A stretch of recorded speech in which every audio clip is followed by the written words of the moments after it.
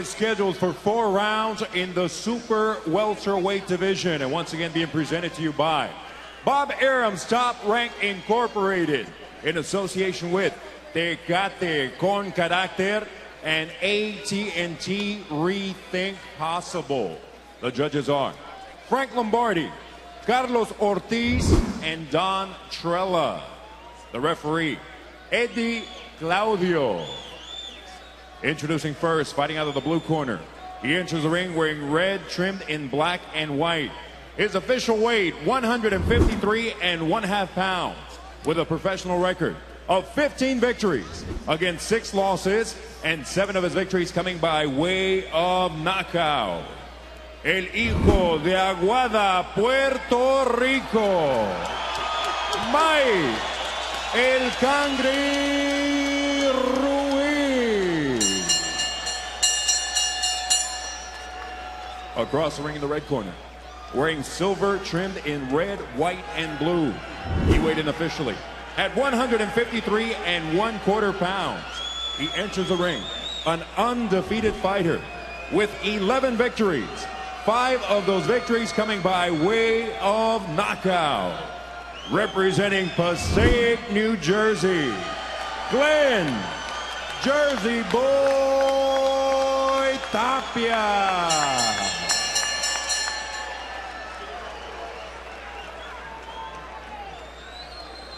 Okay, step over here, step over here. Mikey, Glenn, step over here, step over here. Let me get in between. All right, I gave you your instructions, Mike. Glenn, expect a good, clean fight, all right? Obey my commands at all times, protect yourself at all times.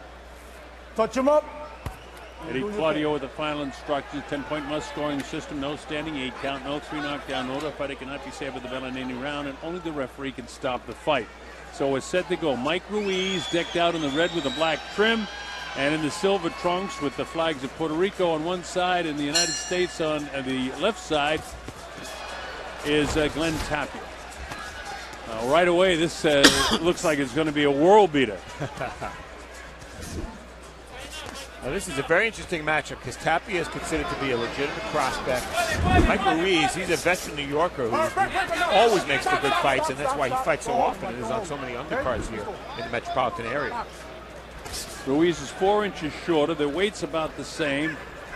Ruiz is also 5 years older. Tapia is only 21. And Tapia has a 4.5-inch advantage in reach, and it looks like the way he's pounding this guy in round number 1. Tapia is coming off a September win over Marcy Tompkins in South Bend, Indiana. And Ruiz lost in September, 10-round unanimous decision to Martin Wright here in New York. Before that, he won 3 fights in a row, so he can fight.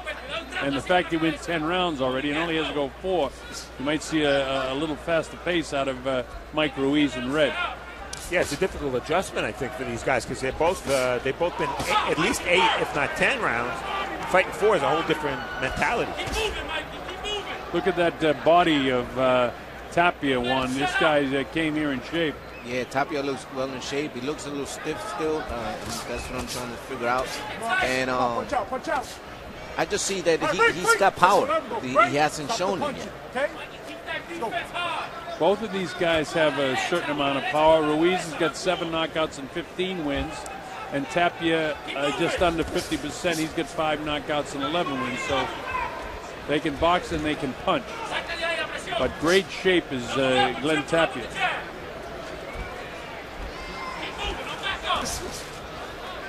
And this shortened length of the fight can change your style too, because if you like to get into a fight, you don't have time to do that in a 4-round fight. Yeah, these fights, all these fights in the undercard that you're watching streaming now around the world, were all scheduled for 6 or 4, and so far they've dropped them all to 4. So these guys are trained for more than what we're seeing. So what we're seeing is good action in all the fights tonight so far, and this is no exception. These are 2 very good boxers that we're watching.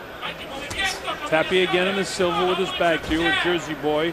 Ruiz, as you can see, with Ruiz in the front of his red trunks.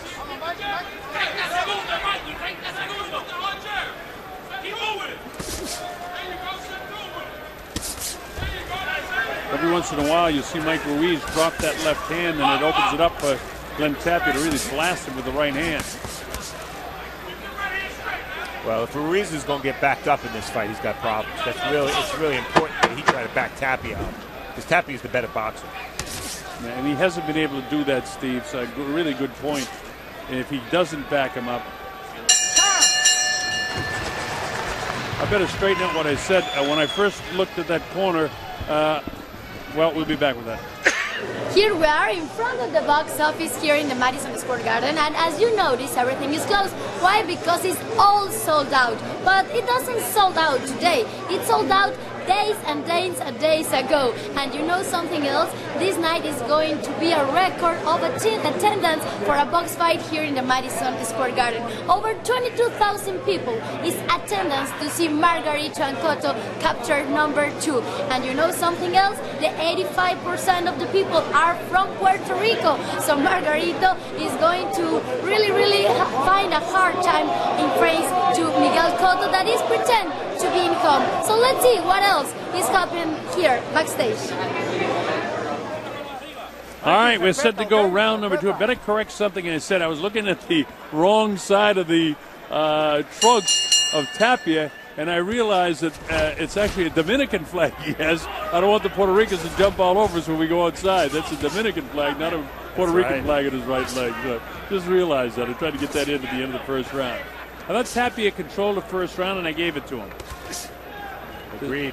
This is round 2, and it's scheduled for 4 rounds, originally scheduled for 6. Tapia again from Passaic, New Jersey. Obviously a background from the Dominican with that flag. And Mike Ruiz from Puerto Rico.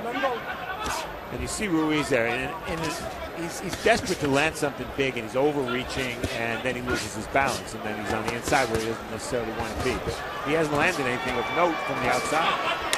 And again, the key thing you point out, Steve, is the balance that he's lacking right now. A little bit of blood coming from the nose of Tapia, so the Puerto Rican crowd comes to life here. Chops him on the left side of the jaw of Tapia. Now Tapia gets himself some room and now decides to box with him.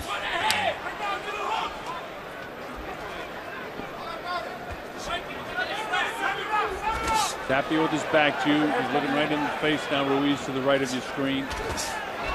Chopping right hand. Ruiz has landed more this round. Right, bring it up, Mike. Stop, bring it up, Mike. Okay? Let it go.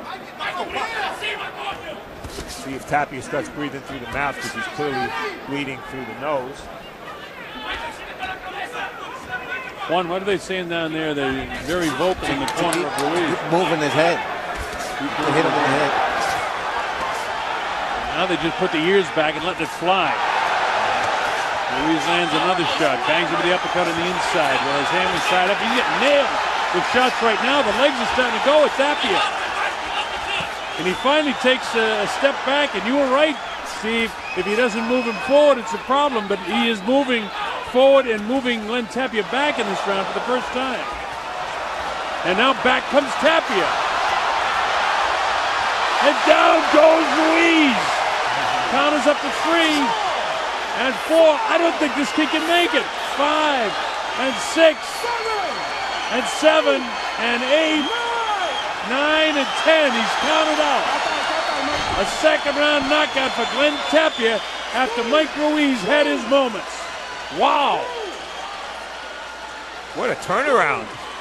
I mean, he was just locked in there waiting, and to explode like that, he needed to get hit.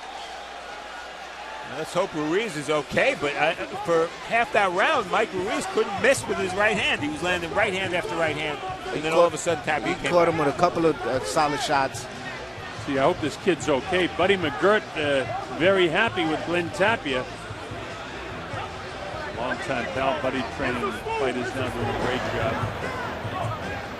Well, you know, I like that in that, you know, Tapia, who was undefeated, he started, and he really got shaken a couple of times. I thought I saw his legs start to get a little loose in the knees, but he battled right back. And that's, you know, if you're a fighter, you got to be a warrior if you're going to go anyplace. So I like that. He saw the entrance. He saw when he had to explode, and he just went off. He seemed bothered there, Tapia, by the fact that he was bleeding from the nose all of a sudden, and maybe trying to get his breath right. And here it is. Here's the end of the fight. You see Ruiz basically defenseless here. And when his hands are low like that, well, it was that hook.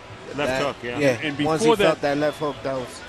Before that, there were 5 good right hands, and then the left hook finished it.